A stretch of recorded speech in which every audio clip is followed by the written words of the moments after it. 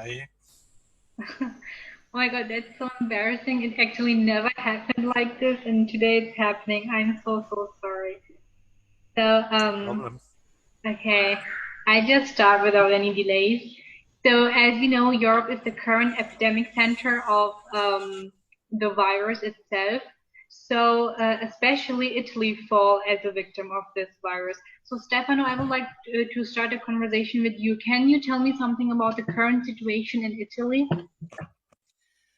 Yeah, I can do that. Thanks for making up this call. I think we are probably the largest epidemic, I think, around the world now. I mean, looking at the data, and I had with me the data of yesterday. So we have about 90,000 people that infected of the one that obviously we have tested, because you know that it's difficult to understand how many really we have, because the test cannot be as intensive, as extensive as the whole population. So this means probably there are some many other hidden cases, and about more than 9,000 people died.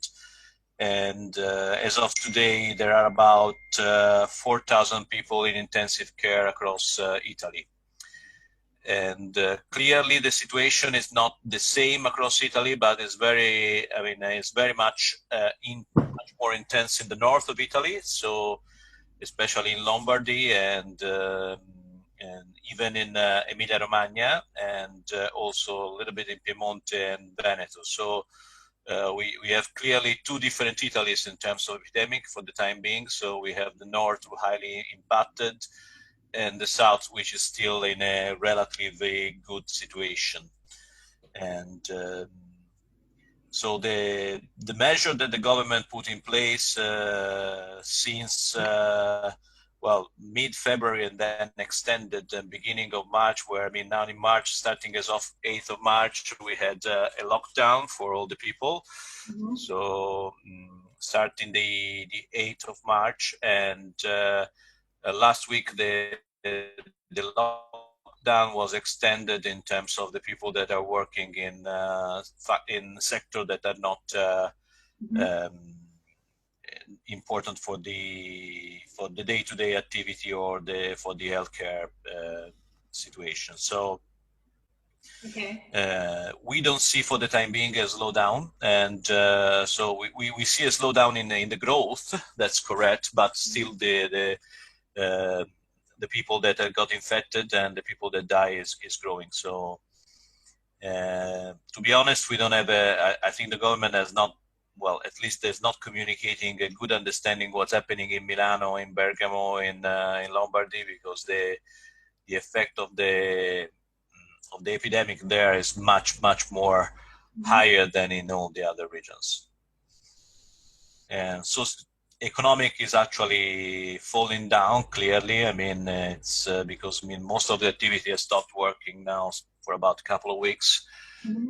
and clearly all the restaurants and all the all the theater, all the leisure, all the hotels, and you know, I mean, Italy is a significant strong part of the economy is Yes. based on tourists. So this is actually in really clearly impacting the life of all of us. Okay. Okay. So, yeah, I will get back to you later on. I would also like to know the current situation in Norway. So, Bjorn, can you tell us something about that? Yeah, so in Norway, obviously not everyone is being tested. They're only testing the people who are seemingly having severe symptoms, not even testing everyone who has any symptoms, and also testing people who work in medical and kind of important positions right now. So amongst those who are tested, 3,792 people have been confirmed to be Okay. infected. That's an increase by 21 today since yesterday, and it's like 11 a.m. here, so still early in the morning. And so far, 20 people have died. There's 289 people in intensive care right now, and we have 925 intensive care places available. So that's about a third of that is already filled up. And we're kind of anticipating that it's going to increase drastically over the next even couple of days. But at the same time, it's also kind of the most severe things in Norway is the schools are shut down, the kindergartens are shut down, people are largely working from home, all the airlines are shut down, the borders are shut down, and we don't usually have kind of military presence on the border because the border with Sweden, which is the longest part of the border, is within Schengen and within the European Union. So that one is usually open and about as easy to cross as, basically just driving on the road. And right now it's militarized and there's checkpoints and you can't get into the country. If you are a citizen and somehow manage to get into the country, you will be quarantined for 14 days. Also, because Norway has an oil-based economy, the economy has taken a big hit with the drop in oil prices globally, but also because of obviously the measures that are in place, the entirety of like shops that are deemed to be not needed, not necessary, are being shut down.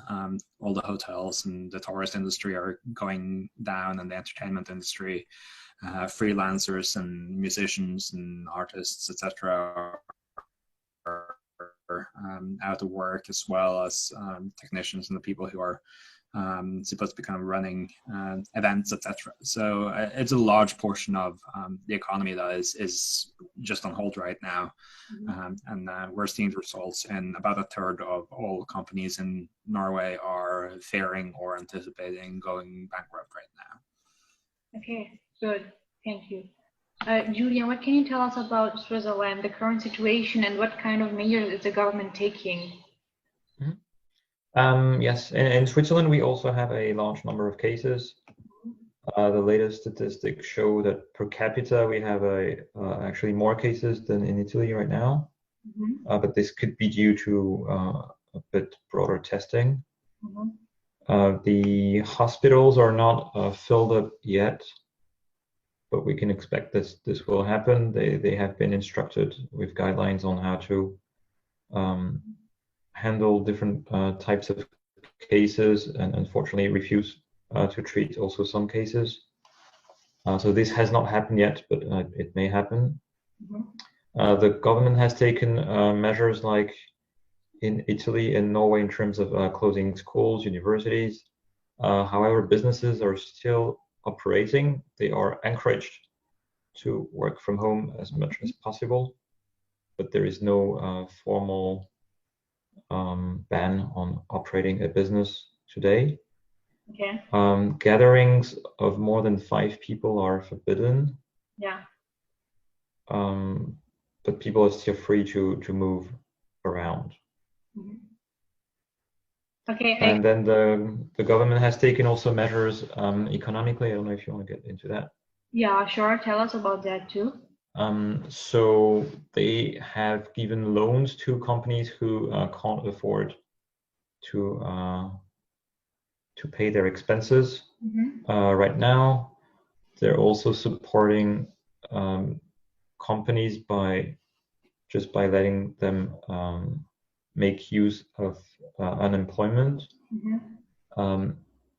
And yes, the interesting thing is also that they're backing the loans basically that the banks are giving to the companies.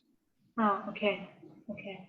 So I guess there are very, very common measures taking all around the world, like lockdowns, and it is suggested to people to implement social distancing and all these type of things.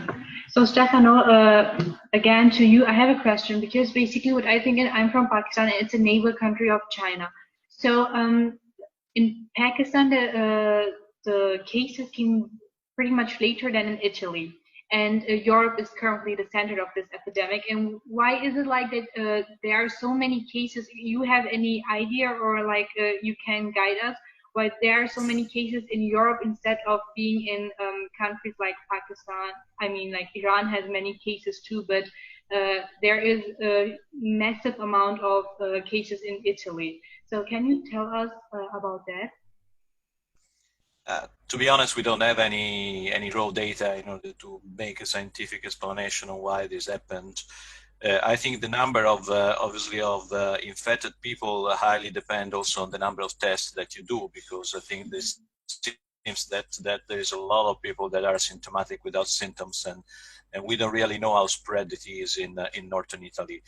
Well, clearly, most likely, northern Italy is a very active, well, business and industrial area. So there are a lot of connection in the supply chain between China and Italy in order to provide goods. So Milano is really a business center of high importance in Central Europe. So there has been the Fashion Week a couple of weeks before the epidemic, so there's been a lot of football match, and I mean we don't know, we cannot say by heart what has happened, and we don't have any scientific data. I mean, the fact that people is an highly intensive area of business connection, and people coming from China and going into China and going to different places. So it seems that patient zero, I mean, we know that, I mean, there have been two sources of epidemic.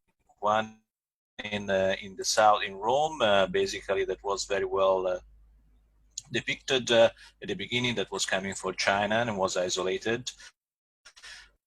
While it seems that actually the first case from Milano was actually coming, getting infected in a business meeting in Munich. So, but to be honest, it's very difficult to go back to patient zero. No one really knows which was patient zero. So, it really it is a source of discussion. What we don't know, and I think this Italy has to investigate a lot about this, is we have a significantly higher rate of mortality, especially in Lombardy, much higher than China and than the other countries. So probably something went wrong in the way we organize the hospital and the movement of the people towards hospital. And hospitals seems to be one of the places where actually the infection can spread very easily if it's not very well controlled. But again, we are running through hypotheses, and there is no certainties on why this has happened.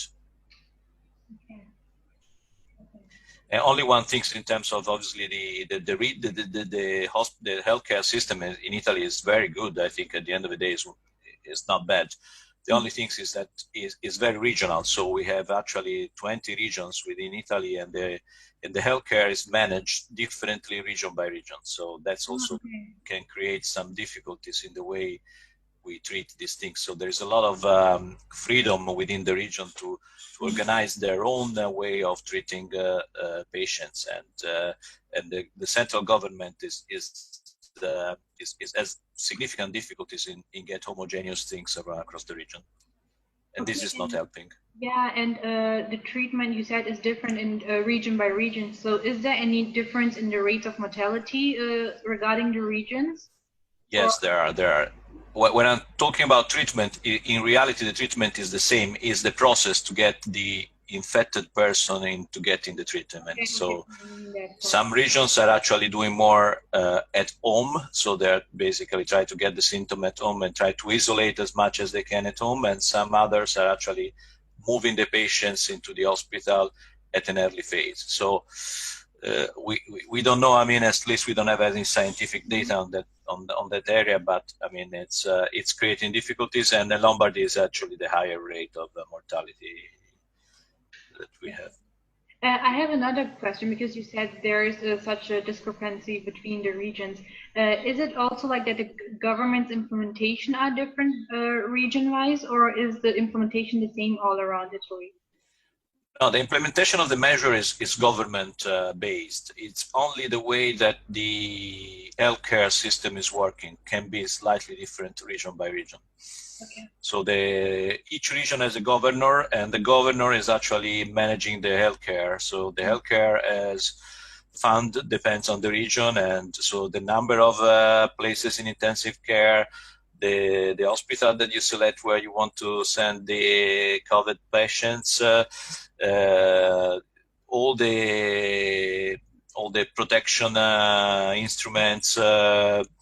So everything is related to the region. So the measures is government measures, but I mean the way that the patient is actually treated and the symptoms are treated and the way the patients are moving from local to the hospital is mainly government regional based. Also the amount of testing. So even if there is a guideline which kind of patients you would like to test, so about the symptoms and the guidelines to test, each region is taking a different approach. For instance, Veneto is actually testing much more than the others.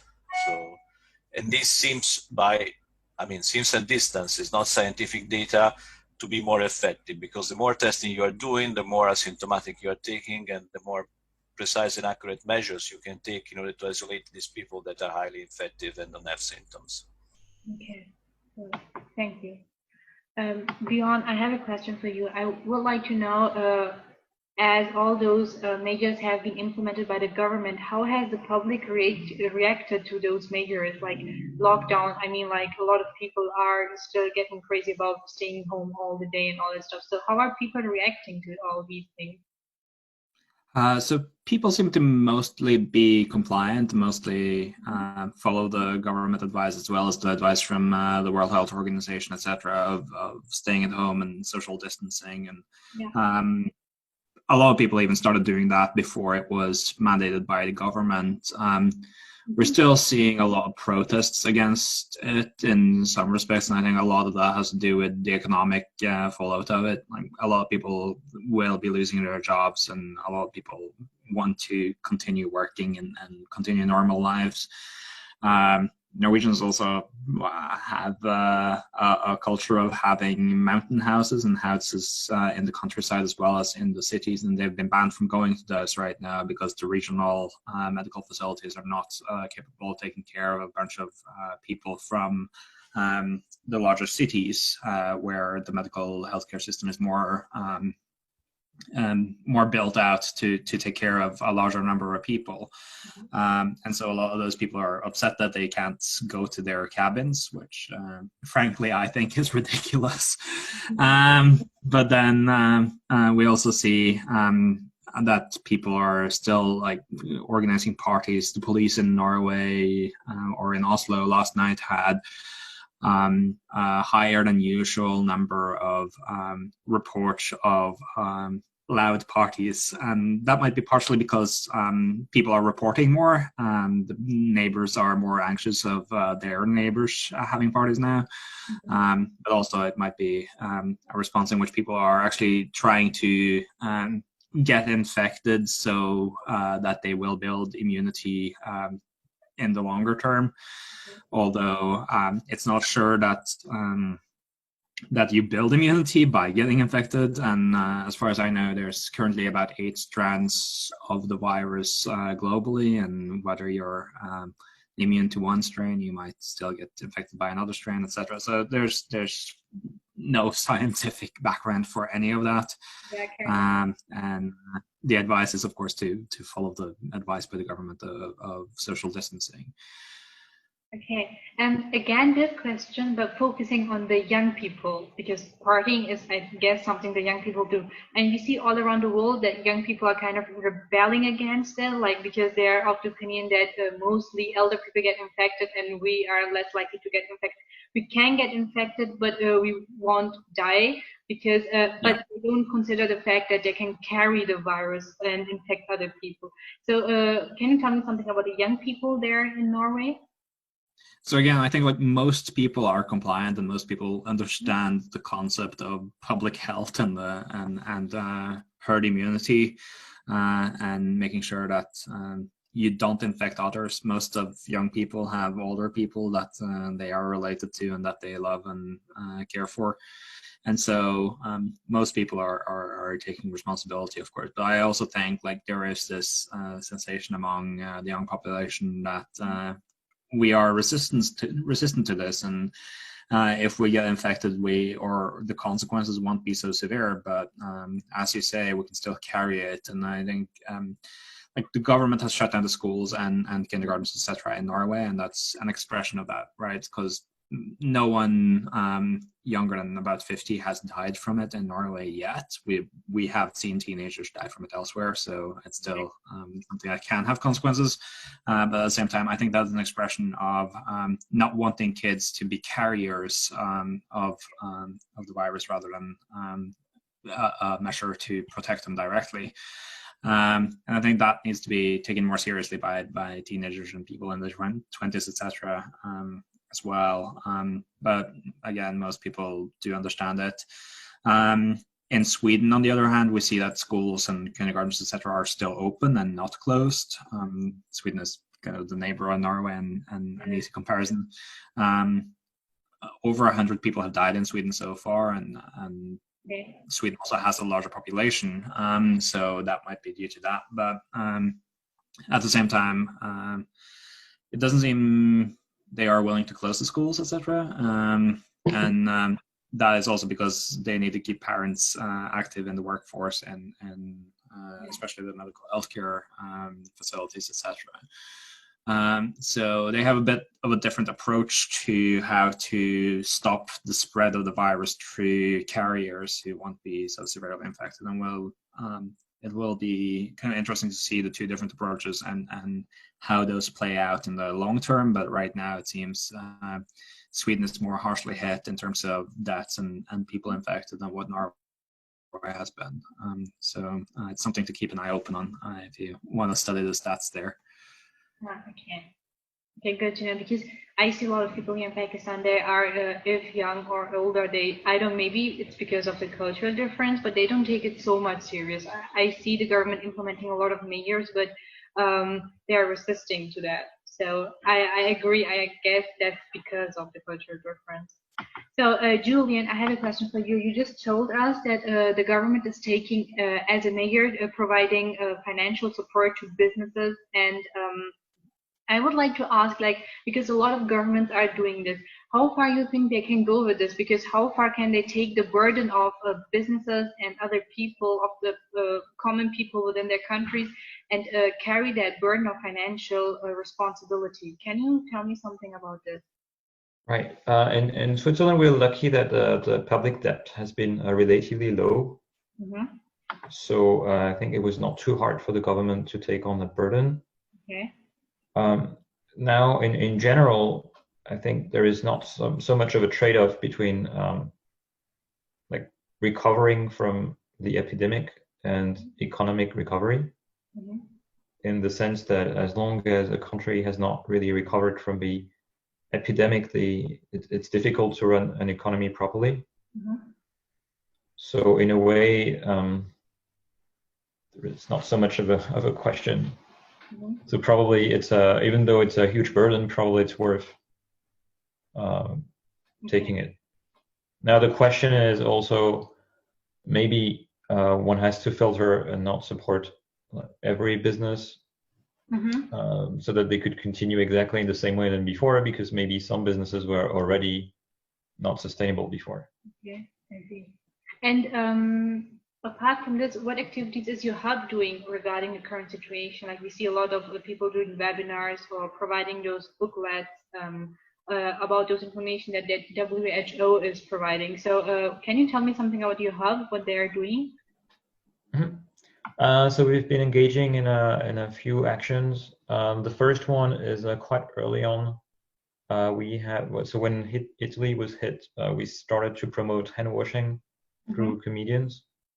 Okay. So we reached out to comedy producers, and we told them, look, it would be a good idea if you can spread the word. Mm-hmm. And then we got quite some positive responses. Oh, okay. And I think this does help, especially amongst younger people, as a lot of people are not responding to boring instructions like this is how you wash your hands. Then we reached out to the telecom provider, and gave them the idea that they could use a map of how people move to see which policies are working or not. In terms of staying at home. So they've been working with the government since then on that. And another thing is generally, but I think this is happening everywhere, we have been trying to use social media to tell people to stay at home as much as possible. And we have observed a switch from people being outside and posting pictures of them outside and partying and so on to, okay, this is really uncool, and now the new cool is to stay at home. Yeah. And we are probably going to start a couple of other initiatives. One of them is supporting businesses with offering the possibility to buy vouchers online. So I know this has been happening in Italy too, so we're just copy pasting. And another one is we want to offer psychological support for medical care staff. Okay, yeah. That's good, because we see a lot of I have seen personally a lot of videos where nurses and doctors are crying about the current situation. So that's a very good initiative. Okay. Stefano, I have a question for you. So, okay, I had a live session with our fellow hub in Beijing, and he told me about how actually people are getting racist about Chinese because for the reason that the virus came from China. So, have you seen or observed anything like this in Italy, or did you get to know any case as such like this?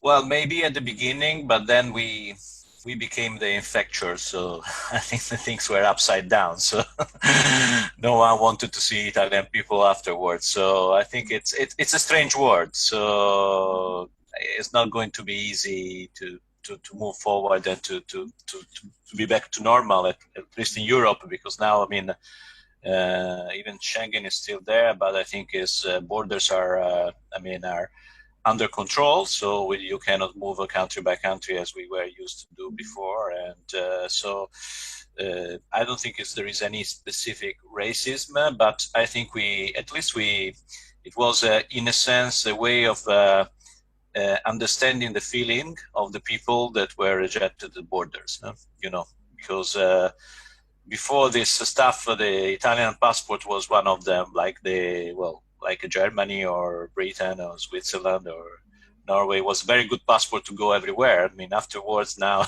no one wants to see Italians, so it's a strange feeling, and so I think we will make up some of this stuff, and we will be back to normal. In terms of the activity, as Julian was saying, I think in Italy what we are doing, I think together with all the different hubs, I think we have a very good relationship across different hubs in Italy.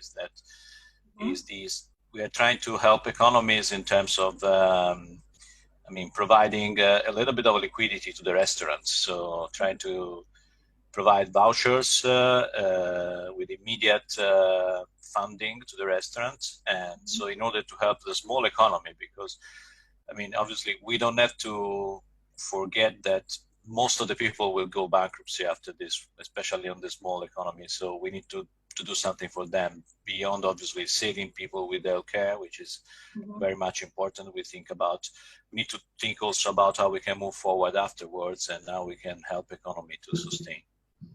Okay, good.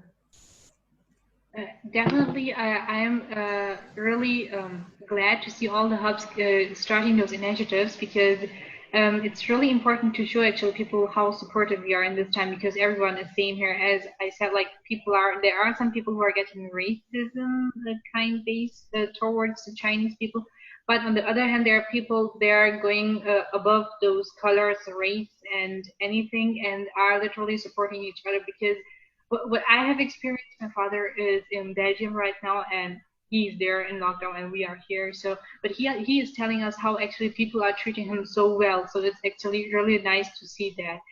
So yeah. Bjorn, I would like to ask you: have you experienced? I'm sorry, is that right? The pronunciation? I said Bjorn. Just go for it. I've given up on having it right a long time ago. Just say Bjorn. Okay. And so can you tell me about, have you experienced something in Norway similar to like racism towards a specific kind of people like Chinese or something like this? So in Norway, I haven't experienced it in context to the corona outbreak, but I've heard people who are from Southeast Asia, from Korea, and also from China, both in the US and in the Netherlands, have quite severe experiences. A friend of mine was basically attacked while on her bike in The Hague in the Netherlands. So we're kind of seeing it in Northern Europe as well. But seeing as we're all in isolation in Norway, it's kind of less visible on a street level, at least. But I think a lot of the racism has been there and will continue being there. We're seeing kind of some of the alt-right media going in that direction of wanting to kind of isolate the borders and again like be racist against people who seem to be from Southeast Asia, and that's really, as all racism, just bullshit.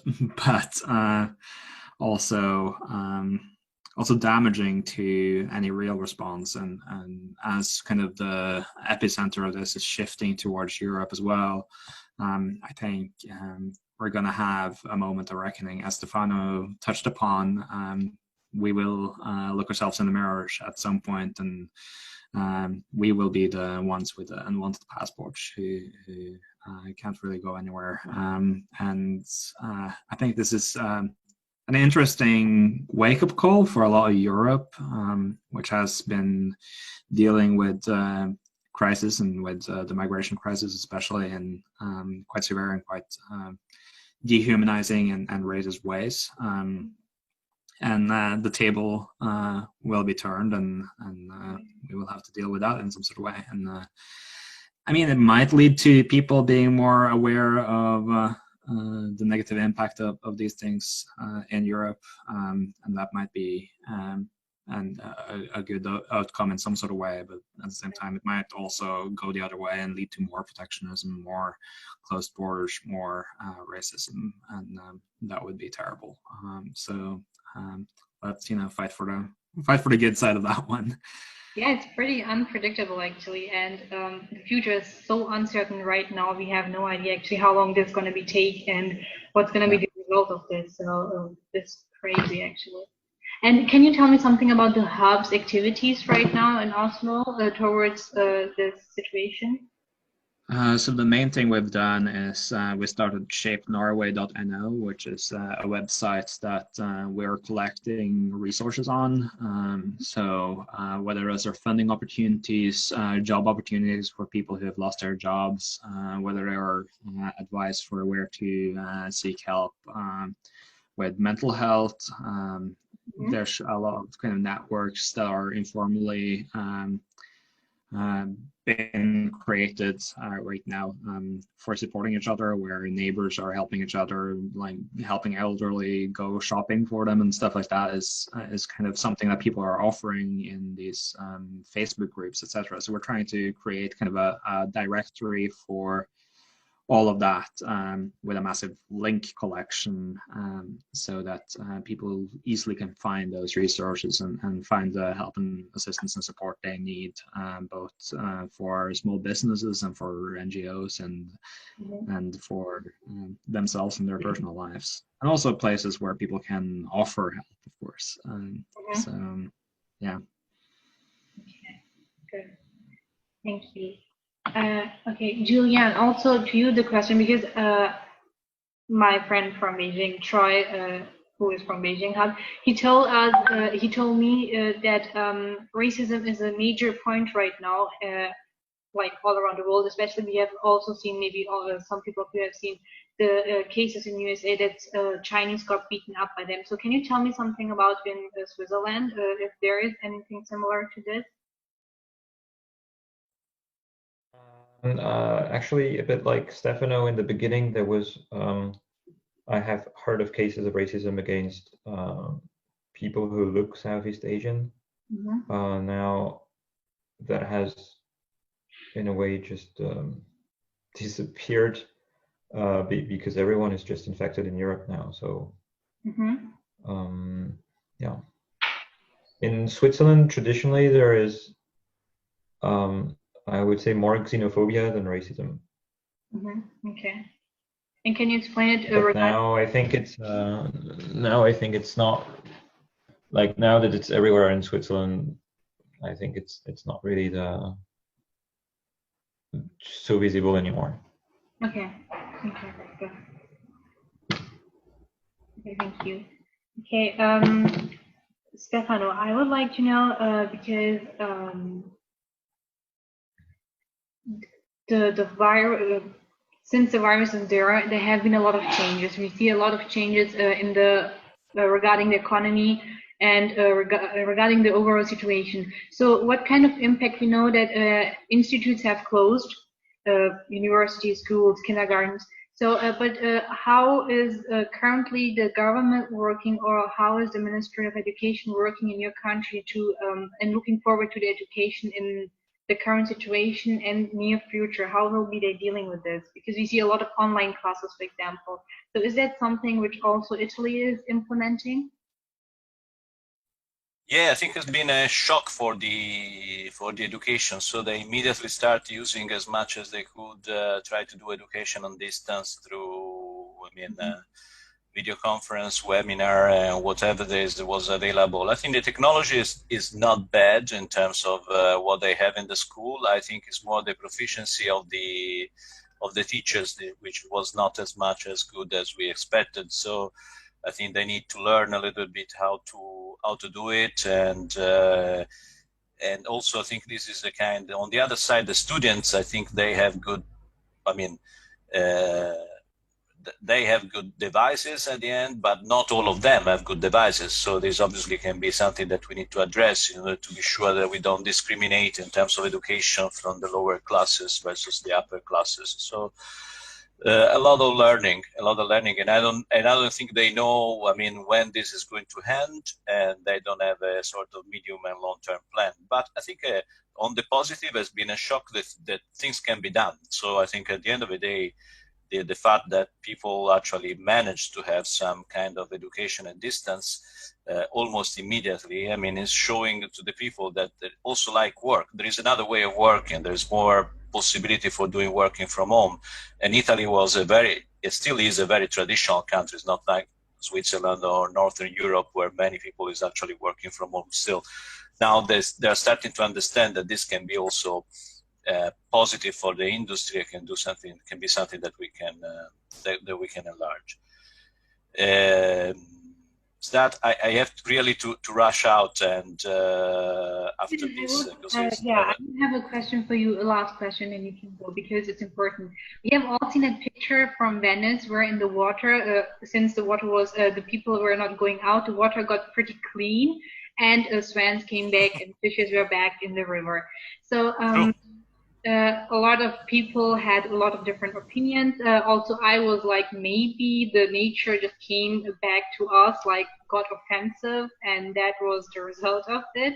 So how did the Italian people react to it, and what do you think about this picture? What have you kind of an overview of that? It's clear that, obviously the way that we are working is highly polluting our environment, and that's actually make very much clear to the people the changes of especially on the mobility and the impact on the environment. And so on the other end, I think it's not a priority now because people is dying. So I think you have this double effect. So you see that you can have a different world. On the other end, now you are highly focused on how you can stop this epidemic. So, and this is, I think, also the message with you, for you in Pakistan.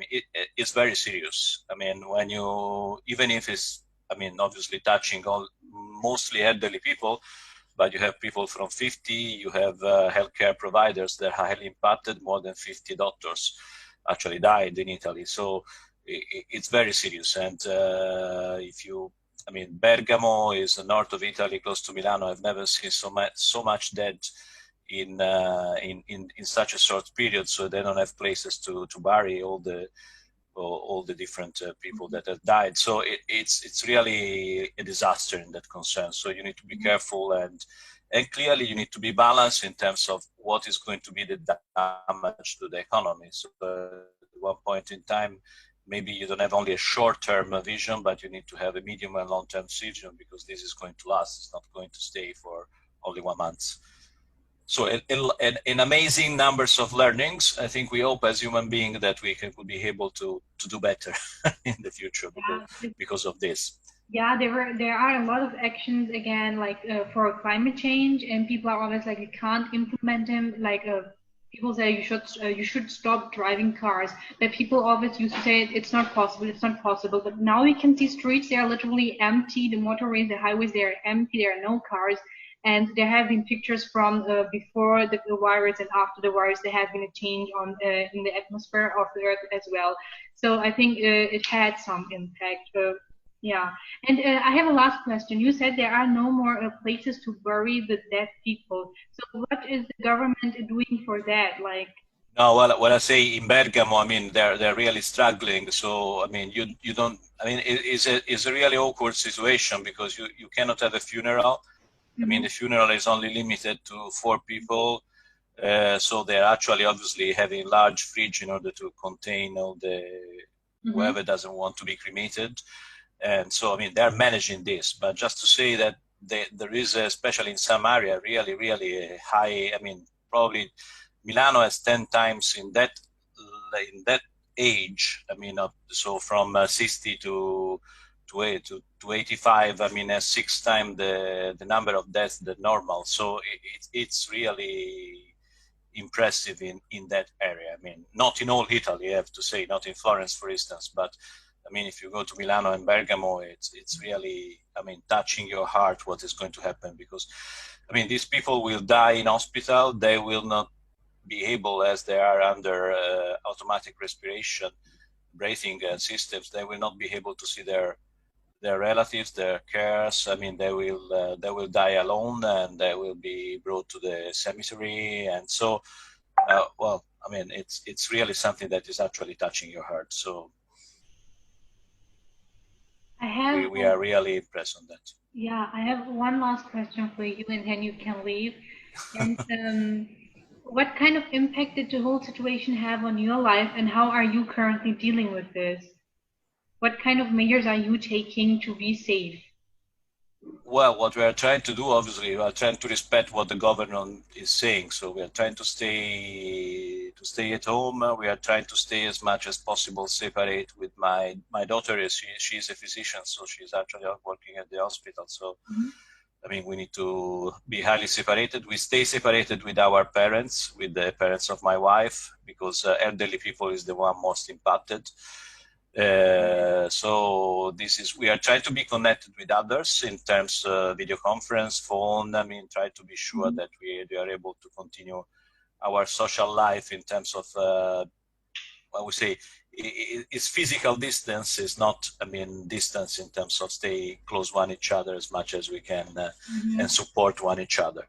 Yeah. Clearly, it's going to be an impact for business-wise. I mean, I'm a consultant, so I think this means I'm a freelance consultant that I'm not going to. I mean, most of the workshop I had has been cancelled, so I need to find a different way of doing stuff. But I mean, that's fine. I mean, we'll find a way to get out. The important thing for me is we don't lose touch with people. I mean, that's.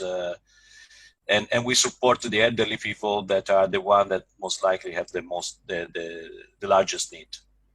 Yeah, and it's important because I had yesterday a session with, on Thursday with South Asia, and there was that New Delhi Hub member. He told me actually it should not be social distancing, it should be physical distancing, because right now we really need a lot of social networking, because like I said, people are panicking, and we are kind of social animals. So we need that social factor more, and we should let more be like into physical distancing. So it was a great point that you again said it. And then one thing actually is going to happen, just the last one to laugh a little bit, is that obviously obesity is going to increase. I mean, we are eating a lot, so food is available. So I mean, this means that especially a little bit of stress maybe, but I mean, you are cooking and eating the whole day, so you need to be careful in terms of your diet and the movement that you're doing, because otherwise you're going to penalize yourself because you're eating too much and not doing too much physical stuff. Yes, and we have to stay at home. We have no other option. So yeah. Okay, thank you so much, Stefano, for being here. Thank you for doing that. Thank you, Julian, and thank you, Bjorn, and hope to see you in some other places. Yeah, definitely. Take good care. Bye. Bye. Bye. Thank you. Okay. Okay, Stefano's got it. I had to focus on him because he had to leave, so I'll now be focusing on you both. Okay, so Bjorn, yeah, I would like to know, because we were talking already about the picture in Venice. So what did you think about it? What was your opinion when you saw it? Because I feel like a lot of people had a lot of opinions on this. So tell me about yours. Excuse me, can you? Yeah. Hello. Can you repeat the question? Yeah, okay, we were talking about the picture of Venice. Have you seen the picture of Venice where the water is clear and swans are back? So a lot of people had a lot of opinions about the picture. So I just want to know what your opinion about that was, because a lot of people had to say a lot about the picture. So I think the picture looks nice. It's nice to see clean water in Venice, and I think that is something we should have been working for and something we should have been able to achieve without there being a global pandemic. I've also seen the air quality in Los Angeles, which usually is terrible, is now much better. There's clean air for the first time in decades. The same is true for various places in China and probably in Oslo as well, even if I haven't seen the stats for that. And so it seems we're a much better track right now when it comes to reaching the climate goals. But at the same time, it's important to kind of keep in mind the balance. The pictures of dolphins in the channels in Venice is at the same time as they are a picture of a good kind of impact when it comes to the environment. It's a terrible picture when it comes to what impact it has on the people of Venice and on the health issues and on the pandemic. So it shows two sides of a coin there, and we must be kind of aware of what the cost of those pictures are. And I think largely people are.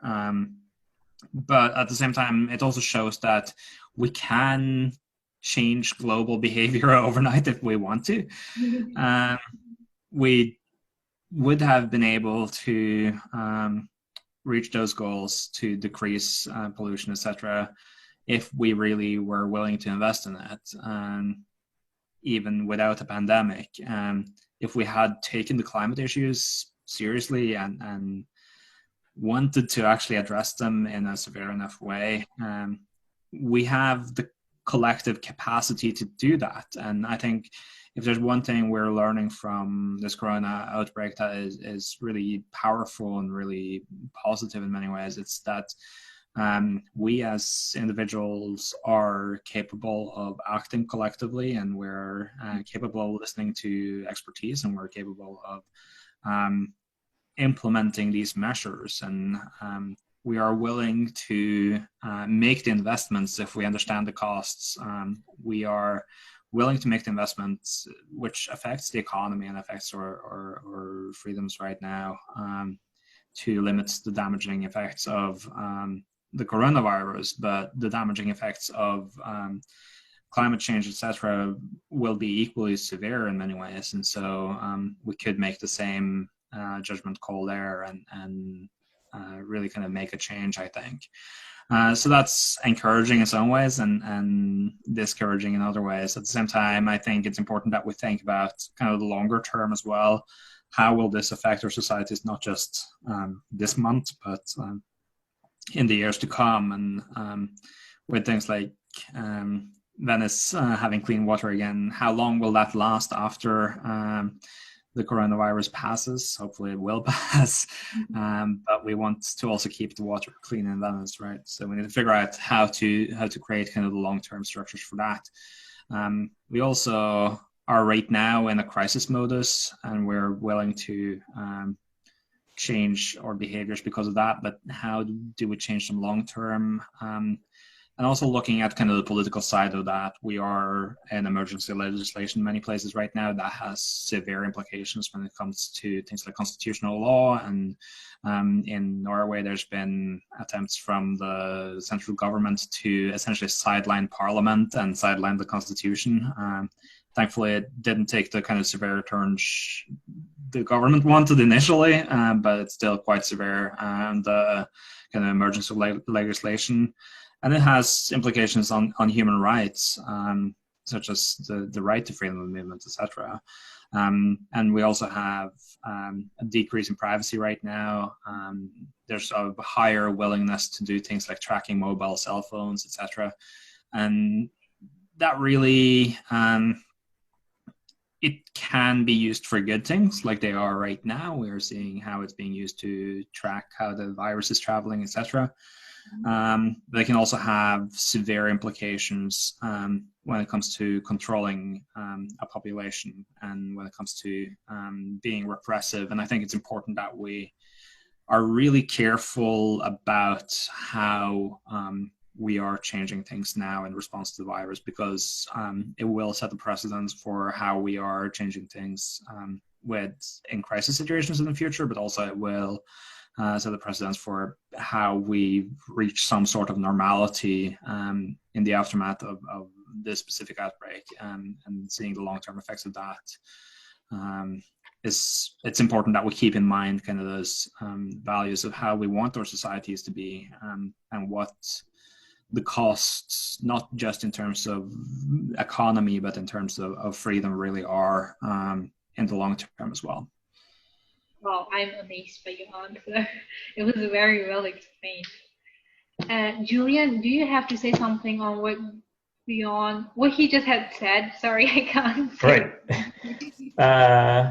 Yes, I think what's interesting is that because everyone is changing their habits on how they work, on how they shop, they might reconsider changing their long-term habits as well.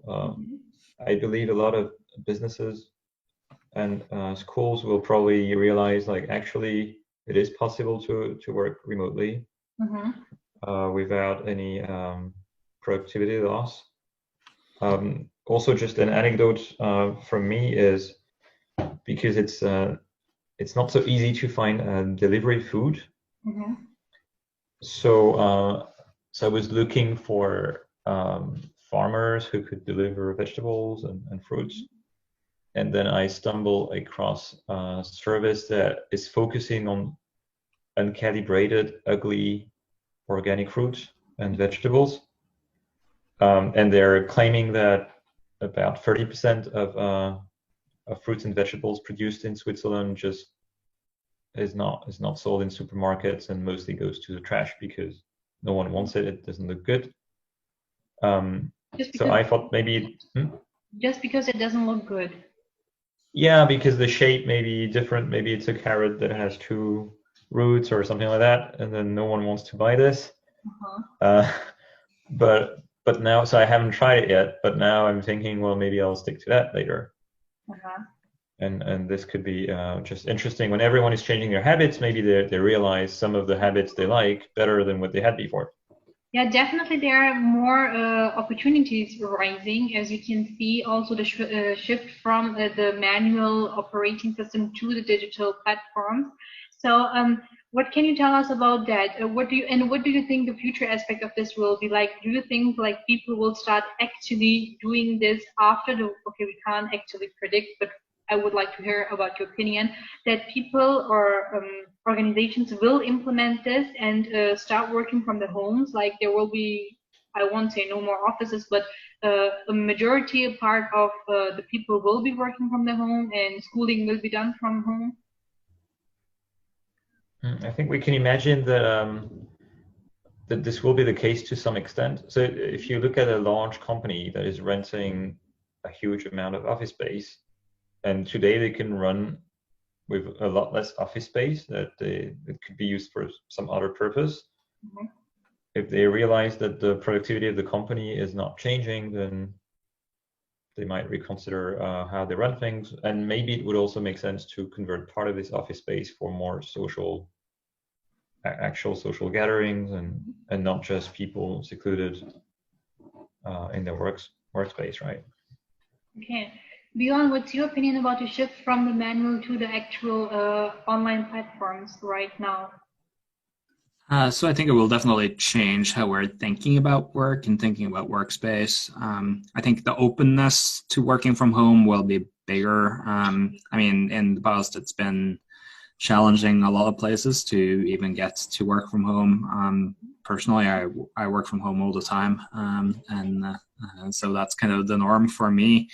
But I think at the same time, it's important to remember that the physical meeting spaces are important. That a workplace is for many an opportunity to get out of the house, get away from their families. Sometimes those families are not the easiest to be around. I'm wondering what this does in terms of domestic abuse, etc., which is really dramatic and really problematic. And for many, work can be an escape. Being able to send your kids to school can be a much needed break from childcare, etc. And so I think those institutions are gonna come back, and we're perhaps gonna even more be aware of what the real values are of that. And so as a result, those spaces are going to be redesigned. So workspaces are not going to look the same when we go back to our offices as what they did before, because we might realize that the workspace is actually a meeting space more than it is a space where we go into our cubicles and type away on a keyboard all day, because that we could just as well do from home. So that's going to be interesting, but also it's important that we remember that socializing is important for people, that people have this desire and need to meet in person and be with other people and be with each other. And the spaces we've created for that, whether as a workspaces or schools or educational institutions of a higher level, or restaurants and coffee shops, etc., we need to figure out ways of finding some new normal after this there. And it will be a new normal. It won't be the normal we knew before. So I'm curious to see how that will look. Yeah, definitely. The future is pretty uncertain, as I already said, but it will definitely bring some major changes. And yeah, I am also really I don't know if it's wrong if I say I'm excited about it, but it's just yeah, I get curious about this. So yeah, right. So you said you work from home. So did the whole scenario had an impact on your lifestyle, your routine? Because now people are switching, so they're always complaining they have to work from home and can't go out and all that stuff. So what about you? Tell me something about yourself. So even if I work from home most of the time, I do still occasionally go to meetings and stuff. So of course, stopped doing that. Stopped all traveling. I was traveling a lot and doing workshops and lectures, etc. And stopped doing all of that. Doing a lot more online work now. But also because all my colleagues are much more online, I'm spending a lot more time in video calls than what I used to. Which has actually affected my productivity negatively, but we might get over that at some point. So that's been rather weird in terms of routines. It's kind of easier to stick to working from home routine right now because everyone is doing it. And so I'm finding it easier to kind of have a schedule and stick to it. And also been trying to implement some healthier habits in terms of eating better, exercising, all of these things that I should have been doing all along. But now because it's on everyone's minds, I've